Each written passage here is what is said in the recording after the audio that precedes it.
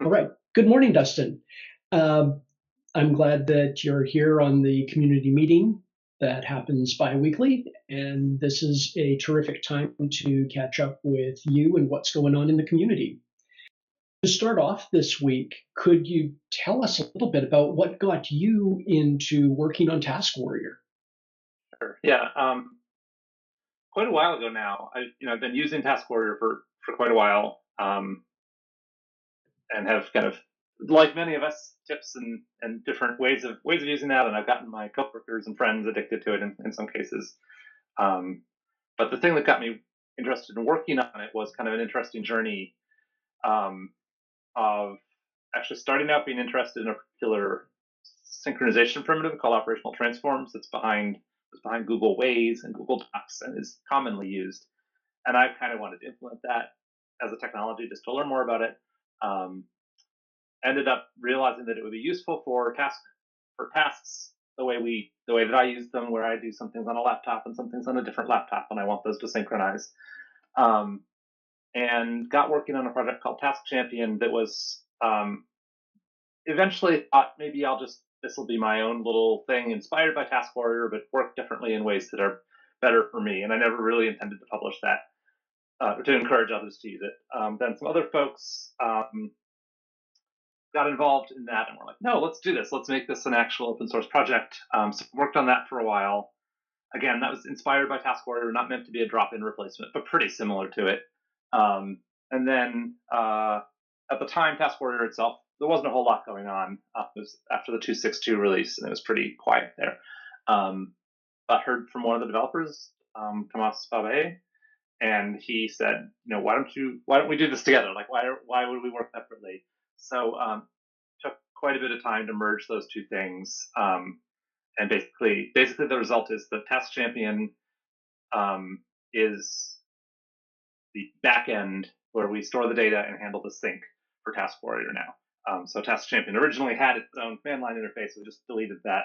And Task Warrior originally had its own backend, and we've since deleted that and kind of merged the two together that way.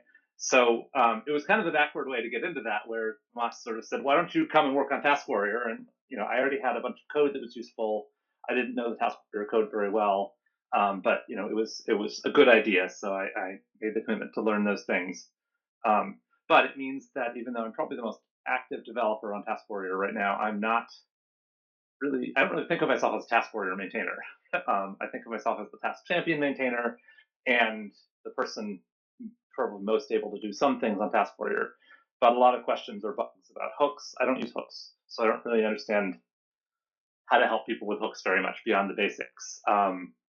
And a couple other sort of detailed Task Warrior things that aren't really my interest. I didn't write them. I don't really know how they work, so I haven't been able to help folks with those sorts of things. And I can imagine that's a little bit frustrating because maybe they see me answering questions quickly about how to fix sync, and then they ask what seems like a simple question about hooks, and I'm like, who knows? But so that's kind of an invitation to other folks who have been on the project before or are interested in getting involved with the project. It's a big enough thing that we need people that are sort of expert or have some familiarity with different parts of it, and we could all work together. So there's plenty of room there for other people to kind of step up. And if they don't, like, it's an open source project. Hooks still work. Hopefully I don't do anything that breaks them. That would be a bug. I'll try to fix it.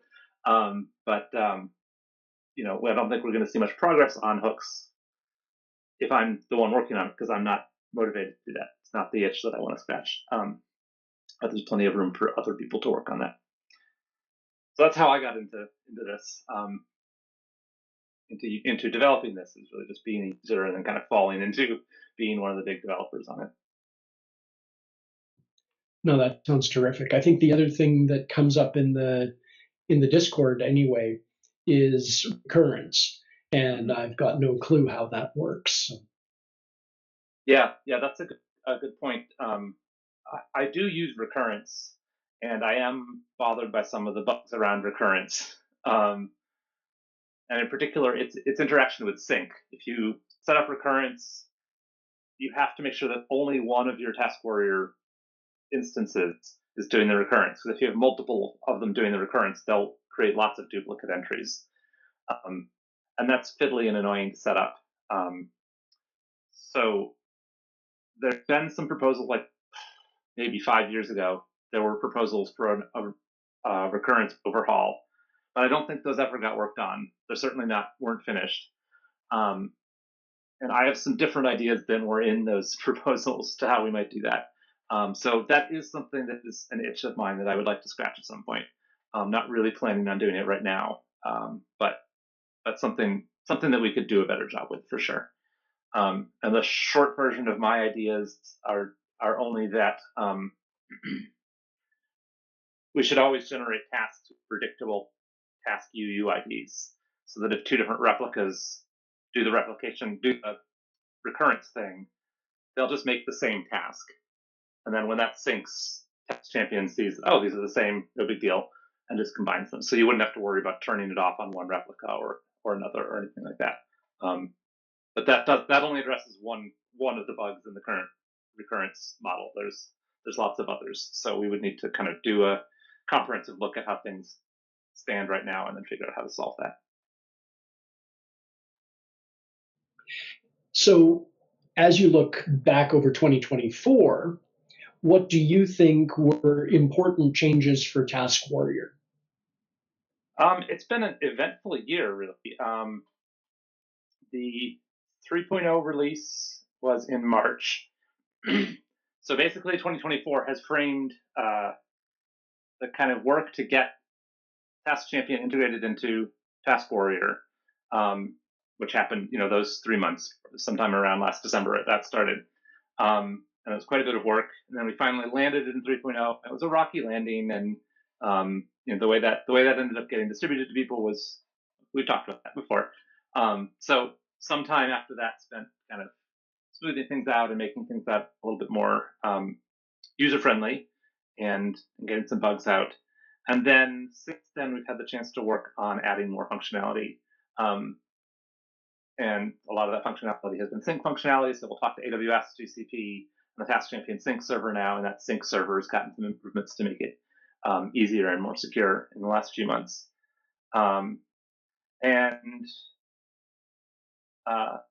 Yeah, I think generally just kind of getting, probably 2024 TaskWarrior seemed kind of like it hadn't moved much in a while. I think the 2.6.2 release was several years before that. Let me see when that was.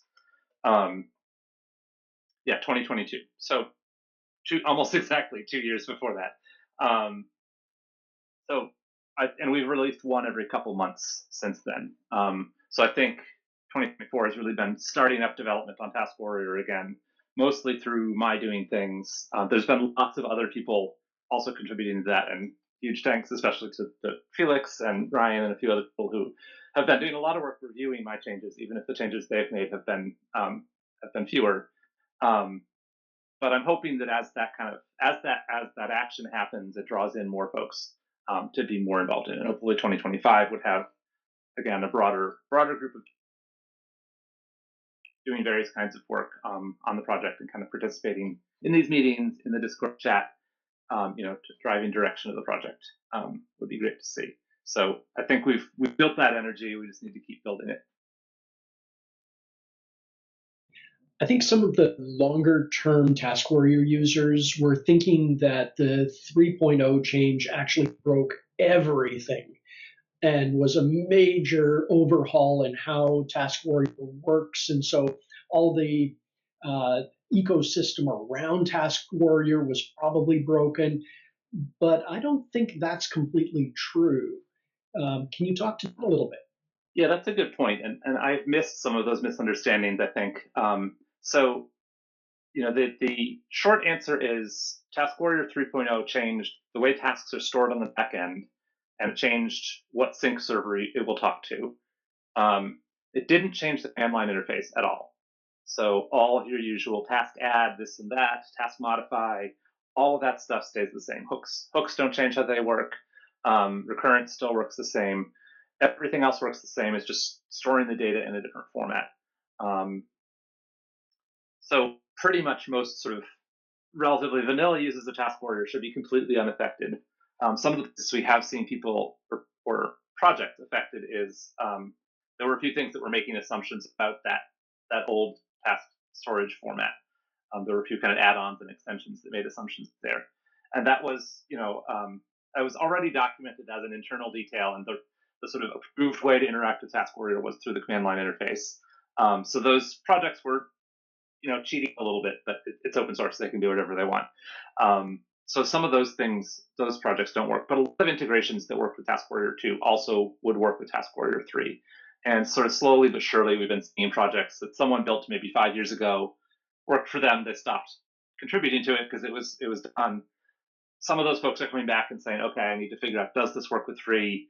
If I need to make some minor changes, how can I change it to work with 3? Or in some cases, this is, some of them are so entwined in the way that 2.0 worked that they aren't upgraded. So there's been a few that have said they won't upgrade.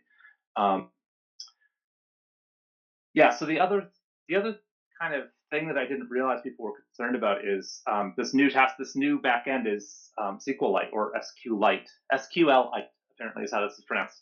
And I think people hear that and think database and think I've got to install a database server, and that's not true. It's just a different way of storing data on disk. So the database engine is entirely within Task Champion. You never see a SQL query or anything like that. And also, I read an article about SQLite a few days ago, that there are 1 trillion installs of that database. So this is not a niche piece of software that we selected. This is a very well tested backend database, because both of the browsers use it for their internal storage. Some of the browser APIs are basically interfaces to SQLite. And Android uses it, and iOS uses it. So basically, every computing device you've ever seen has at least one copy of SQLite on it. And now you have one more with your TaskWarrior database. Yeah, so those are the major changes there. And like I said, the database backend I bring up only to say that it actually isn't a change that you'll ever notice. If you were used to grepping through the text files that were in your .task directory, you're going to notice the change because you can't grep through this database. But if you never really looked in those files, then the only change you'll see is just that you need to do an upgrade when you go to 3.0. And we've made that upgrade in the next release. That upgrade has gotten a lot easier. In the last release, in 3.0, that upgrade has gotten easier. There's now an import 2x command, task import 2x, which will import the old data structures and drop them into the SQLite database without the downgrade and do all kinds of funny dances there. So that's gotten a little bit easier. That was a suggestion from someone in Discord, so thank you for that suggestion. We implemented that, and hopefully it helps people upgrade. Speaking of upgrades and changes, what do you see coming up in the year of 2025? So part of the kind of dream of integrating TaskWarrior and Task Champion was, well, let me take a step back from that. Part of what was really cool about TaskWarrior when it was still kind of an active thing was there's all these extensions. There's the TaskWarrior.org has a list of projects to integrate with TaskWarrior, and it's long, because the people that use TaskWarrior tend to be kind of command line jockeys and software engineers and things like that. So they're building tools around it, and that's what kind of makes a neat ecosystem, if I can use a buzzword, of tools around this project. But those were difficult to build because TaskWarrior, you kind of had to run it as a command, and that command line interface isn't really built for machines. So a lot of these were kind of clunky and difficult to deploy and had weird bugs or failure modes.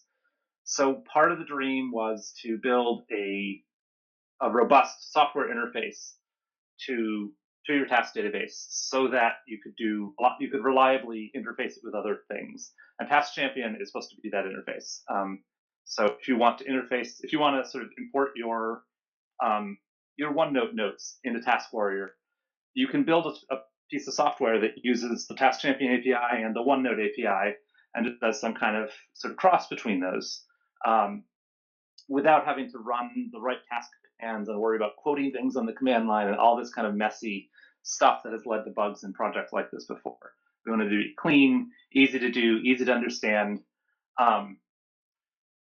By the way, I don't know of anything that synchronizes OneNote with TaskWarrior, but that would be something cool to add. The thing I do know about is BugWarrior, that does talk to a lot of bug tracking databases and things like that. So right now, Task Champion is in Rust, and Rust isn't a very popular language for this sort of hacking things together on the command line. Um, so what I've been working on in the last few weeks with Ilya is the Task Champion Pi interface. So this is going to be a Python bindings for Task Champion, and would mean that you can basically interface from Python, which a lot more folks know and are willing to kind of hack together, into Task Champion. So you could build a new replica, you can sync it with your TaskWarrior replica, and you can do whatever you want with the tasks in that replica. Synchronize them to OneNote, read in text files, whatever makes you happy there. Should be pretty easy to do from Python via Task Champion. And the API is the same one that we have in Rust, just available in Python now. But it's pretty simple, replica.getTask, give it a task UID, and you get your task. And then you add things to it, or you start it, or stop it, or mark it done. It's pretty easy to use. So hopefully we can see that kind of feed into reinvigorating the ecosystem of projects around TaskWarrior. And maybe some of the existing projects find this an easier way to get done what they were already doing, and maybe some new projects come up. People build hooks or wrappers or anything like that around TaskWarrior that use this interface. So I've been working on that for a few weeks. Should have a release of that out in the next 2 weeks. That's what's going on over the next 2 weeks. Wow, that sounds amazing. And longer term, how do you see that playing out? Um, I would hope that we will get. I want to see this kind of ecosystem develop, and also find some way to have the people that are doing this work kind of talk to each other. And hopefully Discord can be GitHub discussions, maybe. But I want to make sure we find a venue where people can come in and kind of share their ideas and also what they might need from these interfaces. So maybe there's things missing from this Task Champion Pi interface that would be really useful, and we can add those if they're possible. I was also thinking hooks are very popular, and right now I don't think it would work very well to write a hook in Python and use the Task Champion bindings from Python, because you're going to have TaskWarrior having opened a set of tasks and then calling a hook, which also tries to open those, and having two things interacting with the same replica at the same time isn't going to work very well. So maybe if that seems important to folks, maybe we can find a way to fix that and have those share a single access to a replica somehow. I don't know what that would look like, but it would be interesting. And if we need to do that, let's figure out how to do it. But I want to get enough of a kind of sense of community there, and sense of dozens of people kind of working together, so we can get a consensus of like, this would be really useful. This would really be useful to a bunch of people. Let's do this, rather than kind of imagining what might be useful to people and then doing the work to enable that. So that's where I want to get to. I was going to ask you, how do you see, or how would you like the community to develop, like beyond just the development code side of things? TaskWarrior has this community around it. How would you like that to develop? And you're kind of talking in that direction. I like that. What else could the community start doing, or how could people get more engaged with the community? Yeah. I think part of the answer is, whatever way works for you. And the kinds of success I've had in developing that in the past have just been kind of showing activity and showing being welcome to hearing from new people. And then people come in with their own ideas. So it's a little hard to say there's this thing that needs to be done, because typically the person that comes in has something that they want to do, and it's not that. Sometimes it is, and that's a great coincidence. But so I think looking at what people would like to see from TaskWarrior, what their kind of concerns and issues are, and bringing in the capability to solve those. So there's a fine line there between putting more weight on the maintainers, right? If folks are just coming and saying, I want this feature and these 3 bugs really bother me, like, thanks for the info, but that's more for me to or for the maintainers to do. But I think sort of coming with solutions is a really helpful way to participate there. And those don't have to be technical solutions, right? So there's sort of quasi-technical work to do around the website, building the website, things like that that aren't quite software engineering. And then there's the just sort of community organizing things. So maybe we need a FAQ, or maybe we need to improve a FAQ there, or maybe we just need folks on Reddit forums who are able to link to documentation and sort of bring ground truth to conversations there. I don't look on the Reddit forums, so maybe they're perfectly factual already. Maybe they're not. I don't know. But people who can participate as a kind of representative of the community there and share values and the code of conduct and things like that for the community, and represent, like, here's what the TaskWarrior community thinks about what's going on here, and thank you for this Reddit post that's sort of criticizing this, but this is why we made this decision. People who can have those kinds of conversations are also really useful in building the community. And that doesn't have to be particularly technical contribution. That can be just someone who uses TaskWarrior and has read about and understands, and maybe comes to some of these meetings to talk to other folks in the community. I can go out and represent that as what this community is and draw more people in. I'm sure there's other ideas. Really, those are the ideas I can think. I'm sure. And as the year progresses, as these meetings progress, I think we'll come to new conversations, new ways of seeing the world, new ways of understanding how TaskWarrior fits into things like the AI that's coming up and all these changes that are literally happening all around us. Yeah. Oh, I hadn't really thought of. So we should mention there is I think GuruBase.io has some Task Champion integration now that's able to kind of give answers about TaskWarrior. I'm sorry, have TaskWarrior integration, and it's able to give you answers about TaskWarrior. How can I set up a task that occurs every second Thursday, and it'll tell you what command to run. But TaskWarrior is already built for a kind of human-oriented command line interface, and it would be interesting to try to make that even more human-oriented. And maybe you just type, task, please set up a task that occurs every Thursday to do X, Y, Z, and some kind of LLM there figures out what that means in terms of actually making changes in the task database.